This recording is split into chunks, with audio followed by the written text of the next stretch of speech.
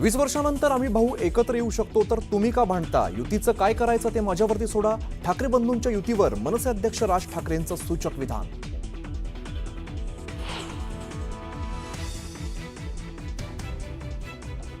मनसे महापालिकेत 100% येणार. आता हेवे दावे संपून महापालिका निवडणुकीच्या कामाला लागा. पदाधिकाऱ्यांच्या बैठकीत राज ठाकरेंच्या सूचना.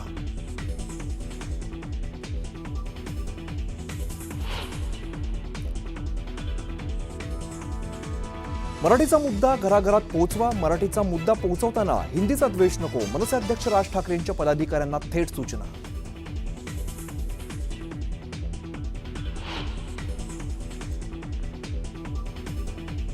मुंबईत केवळ 30% मराठी. निशिकांत दुबेंचं पुन्हा एकदा वादग्रस्त विधान. महापालिका निवडणुकीवरही केलेल्या भाष्यामुळे नव्या वादाला तोंड.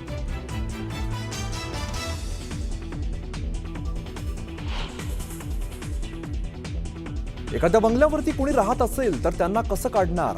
तर मुख्यमंत्री आणि इतर मंडळी बंगल्यांसंदर्भात निर्णय घेतील. धनंजय मुंडेंनी सातपुडा बंगला अद्याप न सोडल्याच्या मुद्द्यावरून छगन भुजबळांचं विधान.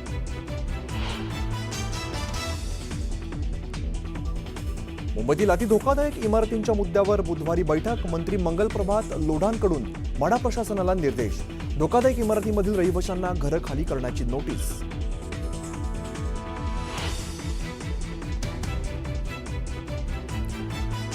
छत्रपती संभाजीनगर शहरात अतिक्रमण हटाव मोहीम. नारेगाव परिसरात बंदोबस्तात कारवाई सुरू. नागरिकांचा तोडक कारवाईला विरोध.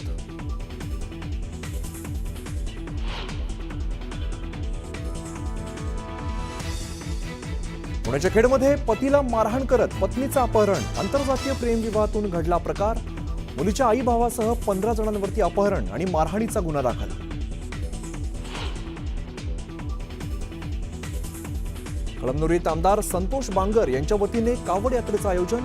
तर सायंकाळी हिंगोली शहरातल्या कावड यात्रेत उपमुख्यमंत्री एकनाथ शिंदे लावणार हजेरी.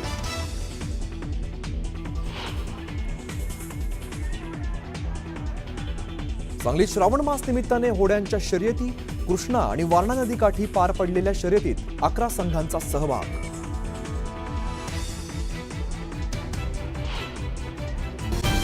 पुढची बातमी आहे. छत्रपती संभाजीनगरातल्या एका मिसिंग प्रकरणाच्या चौकशी दरम्यान 3 मुलींना पोलिसांनी विनाकारण डांबून ठेवलं तसंच जातीवाचक शिवीगाळ केली असा गंभीर आरोप संबंधित मुलींनी केलाय. या प्रकरणी कोथरूड पोलीस ठाण्यामध्ये अॅट्रॉसिटी कायद्यानुसार गुन्हा दाखल करण्यात यावा यासाठी या मुलींनी पुणे पोलीस आयुक्तालयात रात्री उशिरापर्यंत ठिय्या आंदोलन केलं. मध्यरात्री 3 वाजेपर्यंत हे आंदोलन सुरू होतं. मात्र पोलीस प्रशासनानं तपास अधिकाऱ्यांविरोधात अॅट्रॉसिटीचा गुन्हा दाखल करण्यास ठाम नकार दिला. त्यामुळे निषेध म्हणून आंदोलनकर्त्या मुलींनी पोलिसांकडून देण्यात आलेल्या नकाराचा पत्रस्वरूप कागद हा आयुक्तालयातच फाडून जाहीर निषेध केला. या आंदोलनादरम्यान सुजात आंबेडकर, आमदार रोहित पवार यांच्यासोबतच वंचितचे कार्यकर्ते मोठ्या संख्येनं होते. पोलिसांच्या भूमिकेविरोधात आंदोलन सुरूच राहणार असल्याचा इशारा देण्यात आला. अद्यापही या प्रकरणी कोणत्याही प्रकारचा गुन्हा कुणावरही दाखल झालेला नाही. लेवलला पोलीस अधिकारी बोलू शकतात. आज कुठल्या युगात आहोत आपण? संविधानाने आपल्या सर्वांना हक्क दिलेला आहे. महामानवांनी कसं स्वाभिमानी जगायचं हे आपल्याला तिथं शिकवलंय. कुठलाही भेदभाव न पाळता, जातीवाचक न बोलता, जाती धर्माच्या पलीकडे जाऊन माणुसकी म्हणून त्या ठिकाणी जगणं आपल्याला या सगळ्या महामानवांनी शिकवलेलं आहे. आणि इथं पोलीस अधिकारी अशा लेवलला जाऊन बोलत असतील हे योग्य नाही. या महिलांचं आणि इथं असणाऱ्या सामाजिक कार्यकर्त्यांचं आमचं सगळ्यांचं मत आहे की त्या मुली म्हणतायत तशा पद्धतीने तिथं असणाऱ्या पोलीस अधिकाऱ्यांवर कारवाई ही झालीच पाहिजे. कुठला तरी पोलीस औरंगाबादमधनं येतो आणि हे सगळं कोणाच्या तरी घरामध्ये घुसतात. कुठल्या कायद्याखाली घुसतात हे? हा,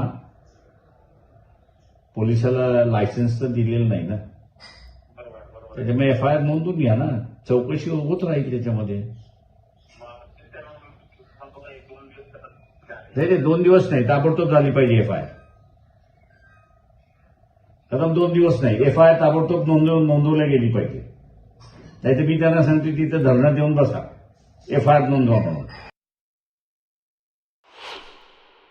म्हणजे औरंगाबादची पोलीस पुण्यात का येते? पहिला प्रश्न. त्याची परमिशन होती का? दुसरा प्रश्न. फोन ट्रेस का केला? तिसरा प्रश्न. त्याची परमिशन होती का? चौथा प्रश्न. 3 पोरींच्या घरी पोलीस घुसले. औरंगाबादचे फक्त 1 पोलीस महिला होती, बाकी सगळे पुरुष होते. त्यांच्याकडे वॉरंट होते का? सिव्हिल ड्रेस वरती उभे होते, ते अलाउड नाहीये. त्यांच्याकडे वॉरंट होतं का? मुलींना उचलायला, त्यांना दिवसभर रिटेन करायला त्यांच्याकडे परमिशन होती का? हे सगळे महत्वाचे प्रश्न उपस्थित आहेत. त्याच्या पुढे जाऊन आपण एक गोष्ट समजून घ्या की जेव्हा 1 तारखेपासून या मुलींनी एक मोठा लढा उभा केला की आम्हाला आमचा FIR तरी दर्ज करून घ्या. पोलिसांनी 3 दिवस लावलेत FIR दर्ज करायला, अजूनही FIR दर्ज झालेला नाही. या संदर्भात माहिती घेऊयात आमचे पुण्याचे प्रतिनिधी वैभव सोनावणे यांच्याकडनं. वैभव, तपास अधिकाऱ्यांवरती FIR किंवा गुन्हा दाखल व्हावा यासाठी पहाटे 3:30 वाजेपर्यंत हा सगळा ठिय्या पुणे पोलीस आयुक्तालयामध्ये मांडला गेलेला होता. त्याचं पुढे काय झालं? श्वेता, या सगळ्या प्रकरणामध्ये या 3 मुली, काही दलित संघटना, त्यांच्यासोबत काही पुरोगामी संघटना यांनी काल रात्री 8:30 वाजल्यापासून पोलीस आयुक्तालयामध्ये ठिय्या आंदोलन केलेलं होतं. सहपोलीस आयुक्तांशी बोलले, अतिरिक्त पोलीस आयुक्तांशी सुद्धा ते बोलले. या सगळ्यानंतर त्यांना आश्वस्त करण्यात आलेलं होतं या सगळ्या प्रकरणाची चौकशी करू. तोपर्यंत रात्री 3:30 वाजता कोथरूड पोलिसांनी एक पत्र जे आहे ते या संबंधित मुलींना दिलंय. जी मागणी या सगळ्या आंदोलनकर्त्यांची होती, या प्रकरणामध्ये ज्या ज्या पोलिसांवरती आरोप करण्यात आलेले त्यांच्यावरती अॅट्रॉसिटीचा गुन्हा दाखल करावा, त्याला पुणे पोलिसांनी स्पष्ट शब्दामध्ये नकार दिलेला आहे. जी प्राथमिक चौकशी करण्यात आलेली आहे त्या चौकशीमध्ये या आरोपांमध्ये कुठलंही तथ्य नसल्याचं पोलिसांनी या पत्रामध्ये स्पष्टपणे म्हटलेलं आहे. आणि त्याच्या आधारावरती, या आरोपांच्या आधारावरती जी चौकशी करण्यात आली त्यानुसार अॅट्रॉसिटीचा गुन्हा दाखल करणं हे तुर्तास शक्य नाहीये असं पोलिसांनी या पत्रामध्ये स्पष्ट लिहून दिलंय. काल ज्या दलित संघटना, पुरोगामी संघटना एकत्रित आक्रमक झालेल्या होत्या, त्याच्याबरोबर राजकीय पक्षाचे कार्यकर्ते सुद्धा होते. रोहित पवार होते, सुजात आंबेडकर होता आणि अंजली आंबेडकर या सुद्धा तिथं आलेल्या होत्या. ह्या सगळ्यांनी या मुलींना पाठिंबा दिला. या मुलींचा आरोप अत्यंत गंभीर आहे. 1 तारखेपासून ते पाठपुरावा करत होते या सगळ्या प्रकरणाचा. काल हे प्रकरण अत्यंत चिघळलेलं होतं. दलित संघटना आक्रमक झाल्या. या सगळ्यानंतर पोलिसांची भूमिका मात्र स्पष्ट आहे. जी तक्रार करण्यात आलेली आहे या तक्रारीतच मूळ तथ्य नाहीये, अशा पद्धतीची कुठली घटनाच घडली नाही असं पोलिसांचं लेखी उत्तर जे आहे ते या संबंधित आरोपकर्त्या मुलींना देण्यात आलेलं आहे. त्याच्यामुळे या प्रकरणात नेमकं काय होतं हे पाहणं महत्त्वाचं असणार आहे. दुसऱ्या बाजूला पोलिसांची बाजू घेऊन उजव्या संघटनांचे कार्यकर्ते जे आहेत, तुषार दामगुडे असतील किंवा निवेदिता एकबोटे असतील, यांनी सुद्धा पोलीस आयुक्तांना पत्र दिले आणि या अशा पद्धतीनं पोलिसांना वेठीस धरून किंवा वरिष्ठ अधिकाऱ्यांना वेठीस धरून पोलिसांवरती कारवाई करा अशी मागणी करणं आणि त्या संदर्भातले कुठलेही पुरावे न देणं हे सुद्धा योग्य नाहीये. या अशा संघटनांच्या दबावाखाली पोलीस आयुक्तांनी येऊ नये आणि प्रत्यक्षात चौकशी करून जे सत्य असेल तशा पद्धतीनं कारवाई करावी अशी मागणी थेट पत्र लिहून केली आहे तुषार दामगुडे आणि निवेदिता एकबोटे यांनी. त्याच्यामुळे हा मुद्दा जो आहे तो आता केवळ अॅट्रॉसिटीचा किंवा संबंधित मुलींना जातीवाचक शिवीगाळ केल्याचा राहिलेला नाहीये, तर याच्यामध्ये दोन्ही बाजूंचे राजकीय जे प्रतिनिधी आहेत त्यांनी याच्यामध्ये उतरून हा विषय आपापल्या हातामध्ये घेतलाय. त्याच्यामुळे तो जास्त पॉलिटिकली चिघळताना दिसतोय किंवा राजकीयदृष्ट्या हा विषय जो आहे तो जास्त चिघळताना दिसतोय. 3 मुली आणि पोलिसांच्या प्रकरणामध्ये जे प्रश्न उपस्थित केलेले आहेत त्याच्याबद्दलचे खुलासे मात्र पोलिसांनी अजून केलेले नाहीत.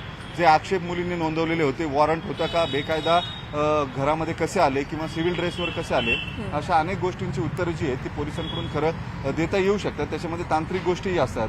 डिटेक्शन ब्रांचचे पोलीस हे युनिफॉर्मवरती नसतात.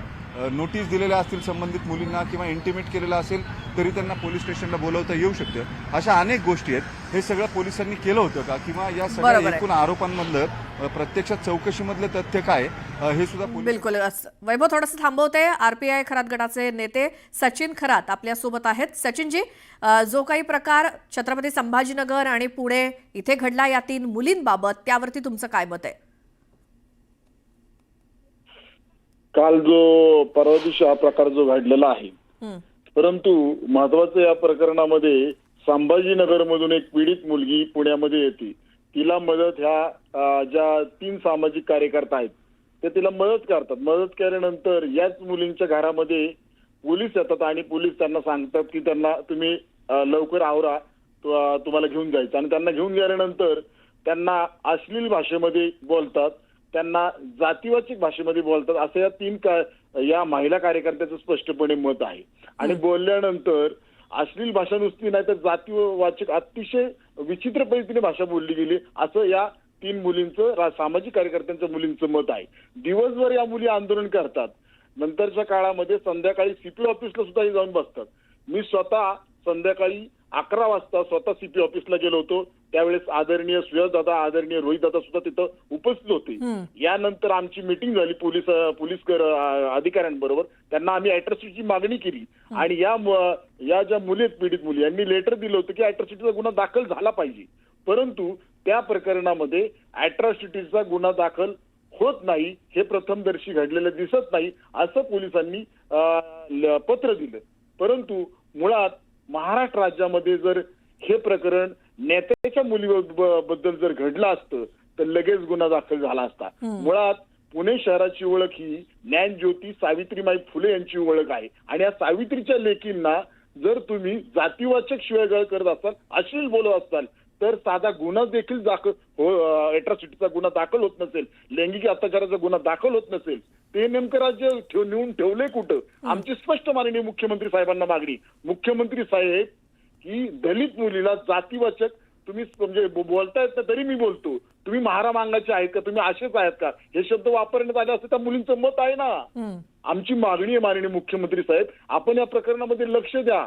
महाराष्ट्र राज्यामध्ये महिला दलित मुली असुरक्षित आहेत हे स्पष्टपणे. आणि ह्या मुली 3 मुली ज्या सामाजिक कार्यकर्त्या ह्या मदत करण्यासाठी गेल्यात ना, आणि मदत करण्यासाठी गेलेला असताना त्यांना जर असं होत असेल तर अतिशय चुकीची बाब आहे. आमची स्पष्ट मुख्यमंत्री साहेबांना मागणी की कोणत्याही परिस्थितीमध्ये या प्रकरणामध्ये ज्या पोलीस अधिकाऱ्यांनी लैंगिक भाषा केलेली आहे, जातीवाचक भाषा केलेली आहे, त्यांच्या अॅट्रॉसिटीचा गुन्हा दाखल झालाच पाहिजे, ही आमच्या आपल्या माध्यमातून मी मागणी करत आहे. बिलकुल सचिनजी, धन्यवाद. तुम्ही न्यूज 18 लोकमतशी बोललात त्याबद्दल.